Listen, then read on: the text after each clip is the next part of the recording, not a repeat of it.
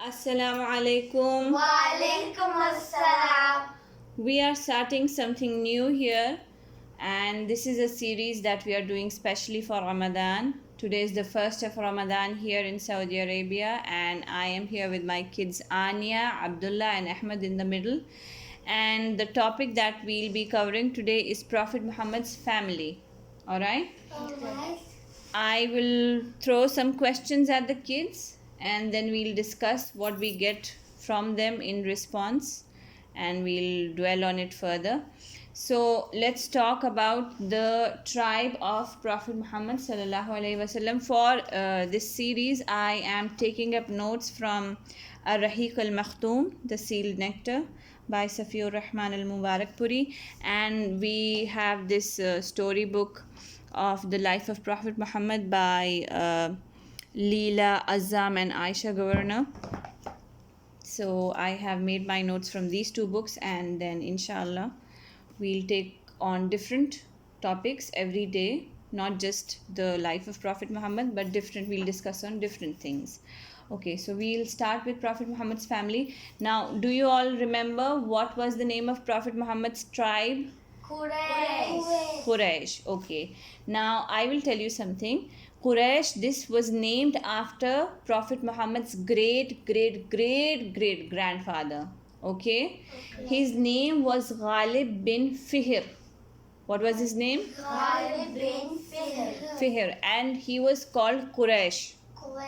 Okay? So when he had further sons, the whole tribe, they were known as the Quraysh. Okay, so the Prophet Muhammad's tribe is called the Quraysh. Okay, what is Prophet Muhammad's grandfather's name? Ahmed will tell me. Abdul Muttalib.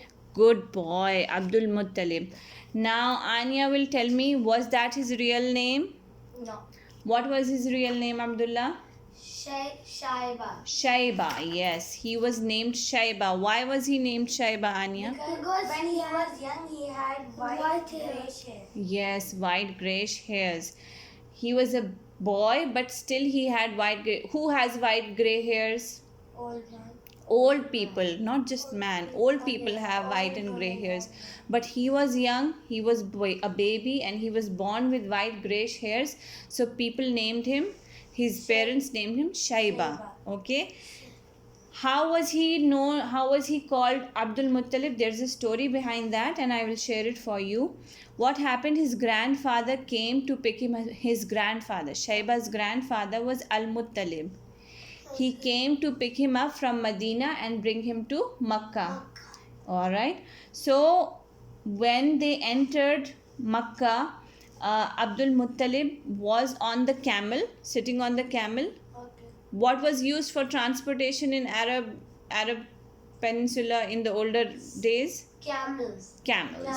Camels were a means of transport because in deserts you didn't have roads at that time. So the camel was a primary means of transport. So Al-Muttalib was sitting on the camel and Shaiba was behind the camel. He was walking behind the camel. Alright. When the people of Makkah saw the boy, they thought he was a slave. They thought that Al-Muttalib got a slave from Medina because his hairs were white. They did not match. Now I have brown hairs, you have brown hairs, you are my daughter, he is my son, he is my son. All of you have the same hair color? Yes. He was the grandfather. Even your grandfather had the same hair color. Baba has the same hair color, right? Yes. But Shaiba, even though he was the grandson, his hair was white. So people thought maybe he got a slave. Abd means Abdullah. Abd means slave in Arabic. So people thought that this is slave of Al-Muttalib. Abd Al-Muttalib in Arabic. So after that, when they thought that this is Abdul Muttalib, they thought this is slave of Muttalib, he was named Abdul Muttalib. People just lovingly started calling him Abdul Muttalib. Now Abdul Muttalib is the grandfather of the good. He is the grandfather of Prophet Muhammad Sallalaahu Alaihi Wasallam. Okay. Who is the grandmother of Prophet Muhammad Sallalaahu Alaihi Wasallam? Fatima. Very good, Fatima. Not much is known about her, but I have this note here in Rahiq al-Makhtoom that she was a daughter of Amr bin Aid. Okay, Aid. Her name was Fatima. This is more important. That her name, Prophet Muhammad's grandmother's name is Fatima. All right. So now we will move on to Prophet Muhammad's father. Who was Prophet Muhammad's father? Abdullah. Yes, and his name is also Abdullah. Abdullah means, Abd means, I just told you, slave. Allah, you know Allah. Yes. So Abdullah means slave of Allah, or someone who does something that Allah wants, Allah likes the most. So Abdullah is the name of Prophet Muhammad's father, and Abdullah was the very favorite child of Abdul Muttalib. Okay. He was the favorite son of Abdul Muttalib. Yes. And who is the mother of Prophet Muhammad? What are you gonna ask that? Okay, Anya, who is the mother? Who is the mother? I think Amina. Yes, you are right. You are thinking very right. I noticed. You noticed that? Yeah. Okay. So Amina is I the... thought you were gonna ask me. No problem. I will ask you other time. We will revise You again. can ask Edmund next. Okay. So Prophet Muhammad's mother is Amina. Amina. She was the daughter of Wahab bin Abd Manaf. Okay, he was a chief. He was a head of a very important tribe called Bani Zahra. Bani Zahra. Bani Zahra. But more important is the name. Okay, let's go again. The tribe of Prophet Muhammad. Quraysh. Prophet Muhammad's grandfather. Abdul Muttalib. Real name. Shayba. Grandmother's name. Fatima. Good. Father's name. Abdullah. He was the favorite son or not the favorite son? Favorite son. And mother's name? Amina. Okay. Now we have that. All right. Okay. Now to a more sad part. What happened was when Abdullah, the father of Prophet Muhammad, got married to Amina, he was on his way to a trade journey. Some people say he was going to Syria. Some people say he was just going to Medina to buy some dates. What happened was on that journey, he fell sick and then he died. How old was he when he died? He was only 25 years old. Oh, that's young. Very young. So Abdullah was, this is also, you should remember this, that Abdullah, the father of Prophet Muhammad, was only 25 years old when he died, when he passed away. Good. All right. And then people say that Prophet Muhammad was born 2 months after the death of his father. Some say he was born 2 months after the death of his father. Some say he was born, some say his father's death, Abdullah died 2 months later. Prophet Muhammad was born and 2 months later Abdullah died. There are two different things. Okay. So, but more people believe that he died and then 2 months later Prophet Muhammad was born. Okay. So now we come to the part which you all know. What was the year? What is the year called when Prophet Muhammad was born? The elephant year. The year of the elephant. The year of the elephant. Now, why is it called the year of the elephant? Because the time when it was the first discovery of elephants in that time. The first discovery. First discovery of elephant? No.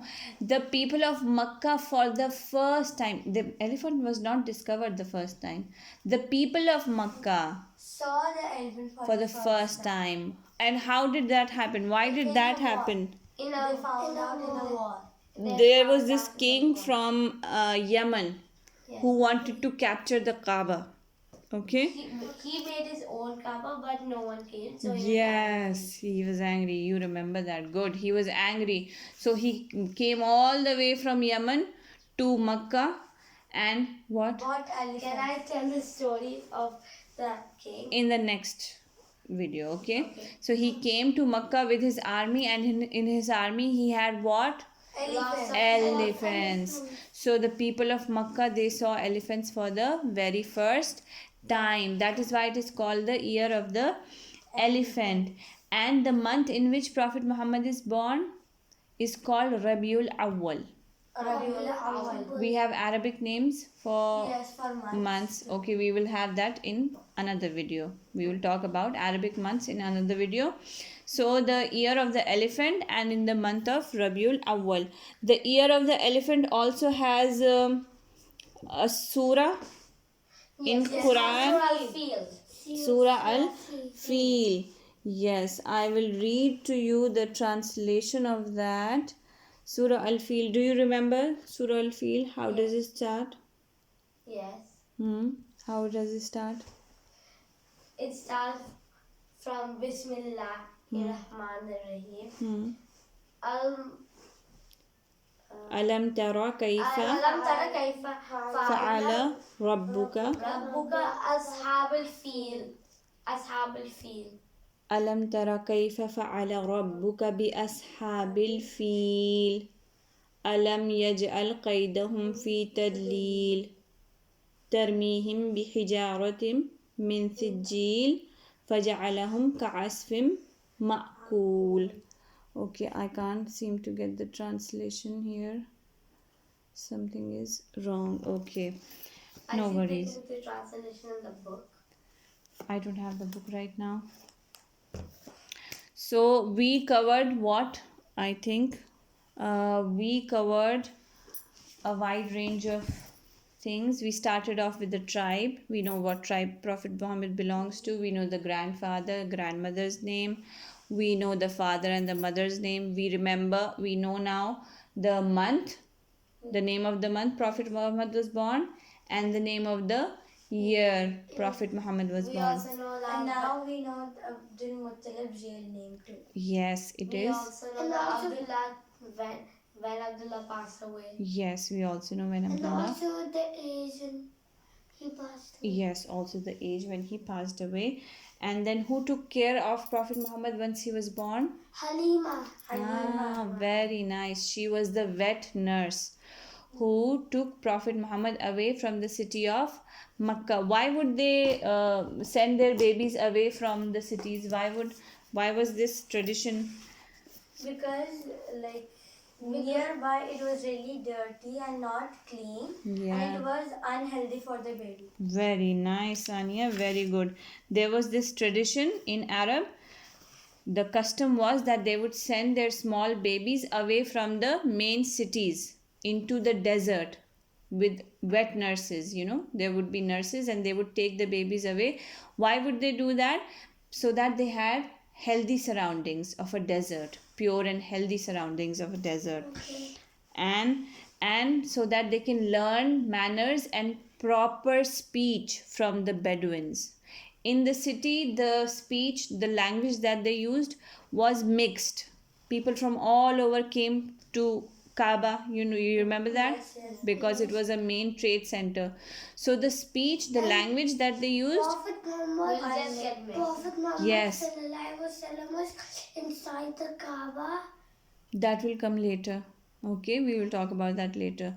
So the speech got mixed, and they wanted to have their kids the best manner of speaking.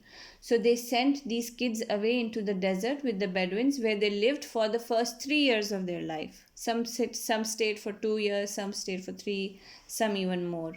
Okay? 4, 5. Yeah, 4, 5. And then they would come back to the city. Alright, so Prophet Muhammad was taken. Who got Prophet Muhammad? Halima. She took him to her house. And what happened when she got Prophet Muhammad? Her circumstances, they started changing. She was very poor. But because Prophet Muhammad was a very special child, Allah had chosen him to be a prophet. As soon as she got the baby, her circumstances, they started changing. She started getting things. She just did not starve for food, or she was not hungry. Everything, it became easier for her and her family. All right. So for today, I think we have discussed enough. We will continue with this in our session tomorrow. We will talk about the adult form of Yes, we will talk about the teenage form. We will talk about now Prophet Muhammad's life was not easy. You remember that? He lost his father before his birth. Then again, tomorrow we will discuss about when his mother passed away, and then his grandfather passed away, and then he was all alone. He started living with his uncle. And his grandmother, Hazrat Ali. Yes, his grandmother also passed away. So he lost all of his Family. not all of his family, but all of the immediate family, his mother, his father, his grandfather, before he even turned 10. You are 11. Imagine. Seven. Yes, he was 5. He was 6 when his mother passed away. He was 8 when his grandfather passed away. And So before he even turned 10, and he was almost all of the people that care about you, they passed away. No, we don't know about the grandmother, but we will discuss that tomorrow. Okay, and we will revise again tomorrow. First we will revise this first part, and then we will move on to the next part. Yes, say your salam, all of you. Assalamu alaikum wa rahmatullahi wa barakatuhu.